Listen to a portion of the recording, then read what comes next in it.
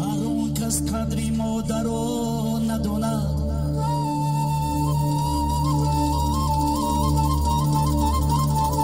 همه دنیا بر او لعنت بخواند چو شیرین است مادر بری فرزند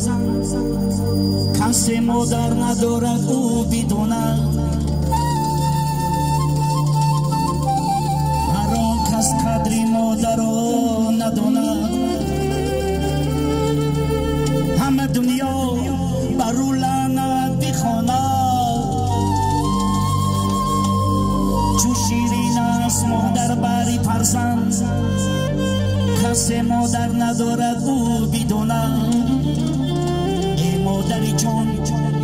در غمی تو زار بگیریم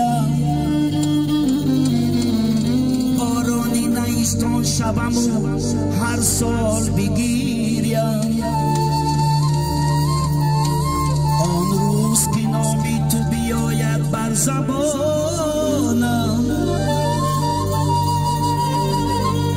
دیوان صفت در سری بازار بگیریم از چنگ عجب با دلی افگار بگیریم از سوزش دل آه کشم زار بگیریم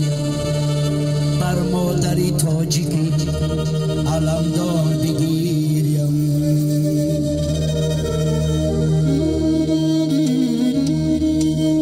در این عین جوانیم فلک بر من چیما کردی مرا از مادری شیرین تر از جانم جدا کردی مرا مادر بسد برای حج گسیلم کرد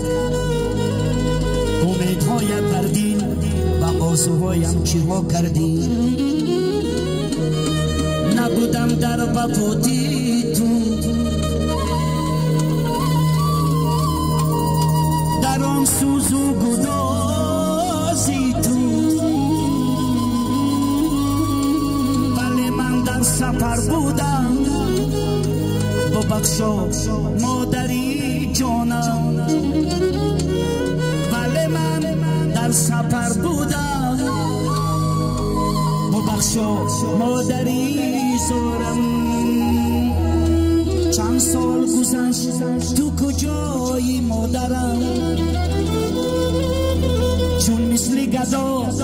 هر کجای در بدرم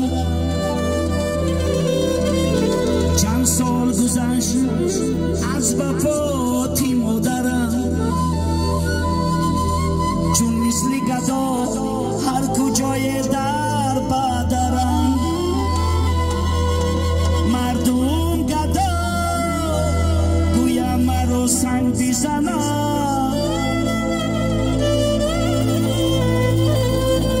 سنگم نزنید در جستجوی مادرم مردم گدا گویا مرا سنگ بزنم